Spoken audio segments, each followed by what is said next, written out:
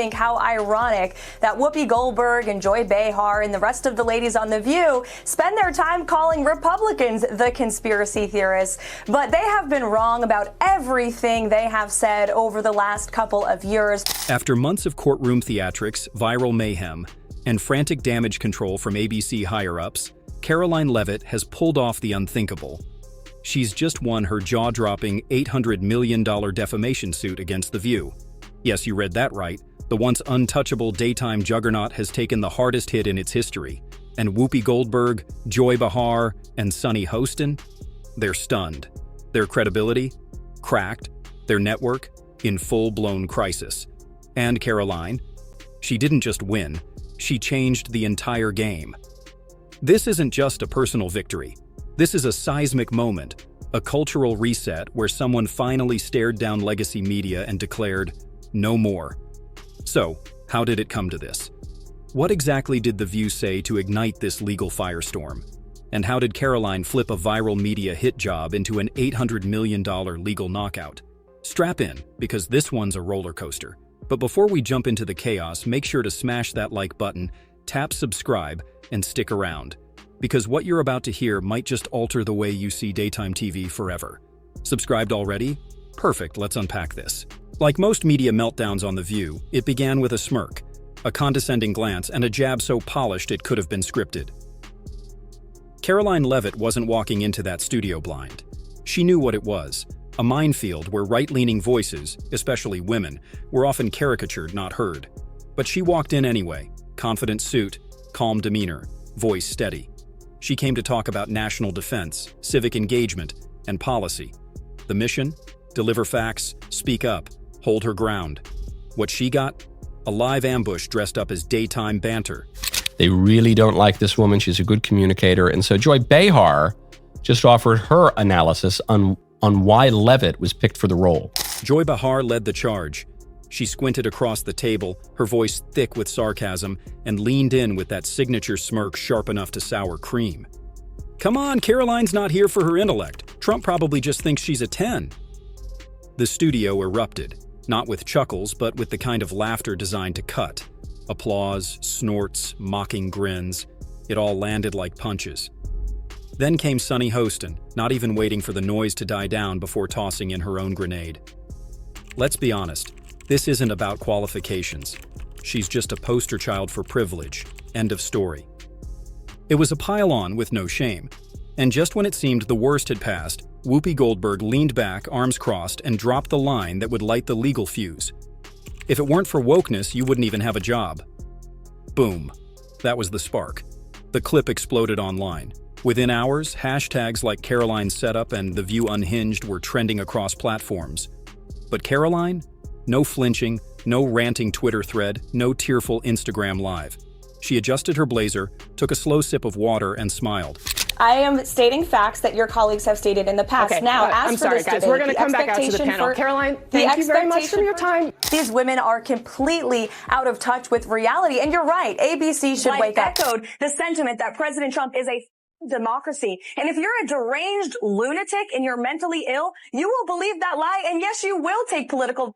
Like we have seen in 2 instances against President Trump. Tim Walz and Kamala Harris said that everyone who showed up to President Trump's rally at Madison Square Garden was That's despicable, dangerous, divisive rhetoric that is spewed by the Democrat Party every single day. And I'm so sick and tired of the media pointing the finger at Donald Trump and saying that he is sowing division in this country. He is not. The media is for pushing hoaxes like the one that you all pushed today, and the Democrat Party is for pushing lies about him. But the good news is Americans don't buy it. And that's why today President Trump is more popular than he has been since 2016, because people don't. Suddenly, Karoline Leavitt wasn't just a guest on a morning show. She was the woman who cracked the ceiling on performative media takedowns and exposed the blueprint. She wasn't trending for a soundbite. She was trending because she did the unthinkable. She made The View finally answer for years of unchecked bias.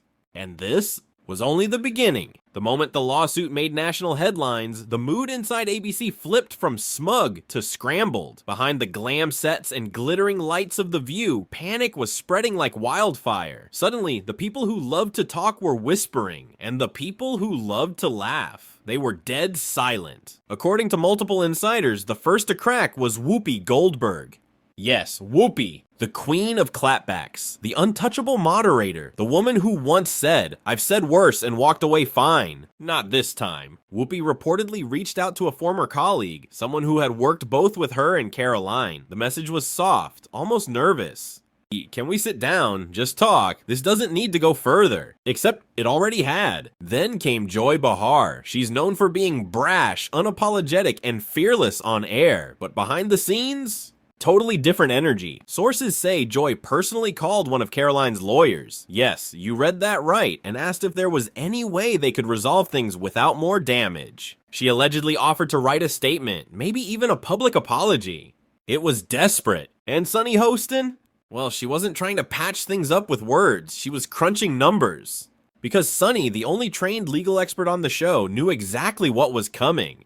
She started holding private consultations with her own legal team outside of ABC's lawyers, panicked that she could be personally liable for millions. She reportedly asked multiple times if she could be removed from the lawsuit independently. Karoline's team didn't blink, because while The View scrambled to extinguish a legal wildfire, Karoline's team fanned the flames with cold precision. Isn't it rich that The View is saying she got the job based on looks when DEI is all about based on looks? ABC's boardroom became a war zone. Emergency meetings were held every day. Execs debated everything from settlements to public statements to, gulp, canceling the show. That word, cancellation, was first whispered in a late-night meeting between ABC's top legal counsel and their crisis PR team. It didn't stay quiet for long. Employees overheard it, texts leaked, Twitter caught wind. The View, once a ratings giant, was now a legal liability. But Karoline? She didn't budge, didn't blink, didn't soften. Her legal team dropped a one-line statement that sent chills through Hollywood. Accountability cannot be negotiated. Boom! That was the moment everything shifted. The View thought they could apologize their way out. Karoline made it clear they were going all the way. And then, the moment everyone had been waiting for.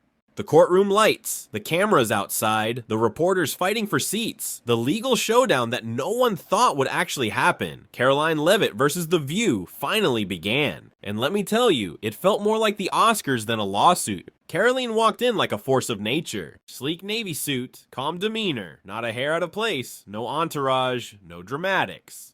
Just presence. She took her seat, folded her hands, and waited. Across the room, a different story. The View's hosts looked like they had just walked through a storm. Whoopi Goldberg, usually confident, loud, and loose, was stone silent. She wore oversized sunglasses indoors and avoided all eye contact. Her shoulders were tight, her hands were shaking slightly. Joy Behar sat beside her, pale and rigid. She didn't even crack a joke, something she's known to do even in awkward moments. Sunny Hostin had papers in her lap and was nervously thumbing through them despite her legal training. Her face said it all. This was bad. And then the trial began. Karoline's legal team wasted no time. They started with the footage, a slow-motion compilation of the segment that sparked the lawsuit. It was worse than anyone remembered. They didn't just mock her once, they did it over and over, layering insult after insult, and with every jab, the courtroom grew quieter. You could hear every breath, every shift in a chair, every sharp intake of disbelief. Then came the documents, emails, Slack messages, pre-show notes. One was displayed on a massive screen in bold font. "We need a viral moment. Karoline's the target today." The gasp that came from the gallery was deafening. Even the judge paused. Jurors turned to each other, stunned. One juror covered her mouth. Another shook his head slowly. The prosecution let the moment linger, let it settle.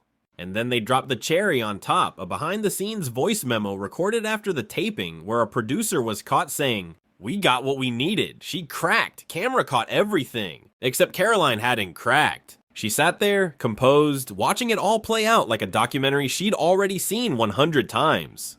And Whoopi? She slowly lowered her head. Joy reached for water but barely drank it. Sunny fidgeted endlessly, because in that moment the truth was clear. This wasn't a misunderstanding. This was a takedown. And Karoline? She wasn't just winning in court. She was rewriting the rules. And then, the moment everyone was waiting for. The courtroom was packed. Cameras were rolling outside. Reporters had their pens ready. Karoline Leavitt sat quietly, hands folded. Whoopi Goldberg, Joy Behar, Sunny Hostin, all dead silent. The jury filed in, faces unreadable. The foreperson stood up and looked straight at the judge. On the count of defamation, she said, we find the defendants liable. Boom! That one word sent shockwaves through the entire building. But it didn't stop there. ABC and the co-hosts of The View were ordered to pay $800 million in damages. Let that sink in, $800 million. It was more than just a financial blow. It was a cultural earthquake. The media world exploded. Twitter practically melted. TikTok lit up with reactions, memes, side-by-side breakdowns. YouTubers rushed to live stream the moment. Some even burst into tears on camera. The hashtags? Carolina wins. The View on trial. Media reckoning. Whoopee wrecked. Cancel The View. News anchors couldn't believe it. One even said live on air. We just witnessed the most expensive talk show mistake in television history. Meanwhile, Karoline, she didn't gloat. She didn't shout. She just stood up, thanked her lawyers, smiled at the cameras, and walked out like a total boss. And The View? Well, they had just become the headline. Divisive and disgusting speech that any president, certainly in my lifetime, has ever given. He essentially waged war on half of the country by saying that we are all a threat to democracy because we believe in putting America first. It's not radical to want to put your country and your own people first. It's not radical to want to have a strong border, a strong military, and to unleash the might of your own economy, not economies around the world.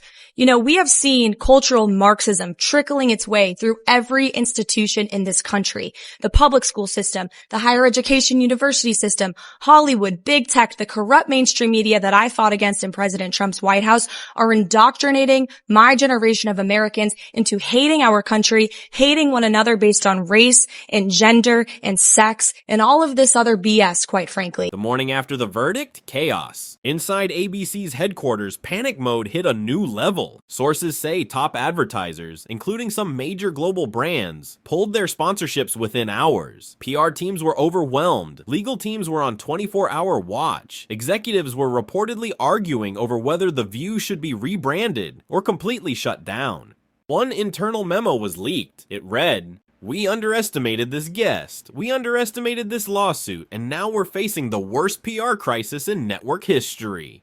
The memo was marked urgent. As for the hosts, Whoopi hasn't returned to set. Joy disappeared. Sunny, radio silent. Producers are reportedly ghosting press inquiries, and backstage insiders say the mood is funeral level. Meanwhile, Karoline Leavitt is being hailed as a modern media warrior. Journalists who once brushed her off as just another political influencer are now calling her a champion of accountability and a conservative AOC, but with receipts. Her social media exploding. Supporters are flooding her comments with praise. One viral post said, "Karoline didn't just win in court, she won a generation's trust." Another, "The girl who stood up to daytime TV and won." Reporting out there that is putting the onus on this White House for the increased cost of eggs. I would like to point out to each and every one of you that in 2024, when Joe Biden was in the Oval Office, or upstairs in the residence sleeping, I'm not so sure, egg prices increased 65% in this country. We also have seen the cost of everything, not just eggs.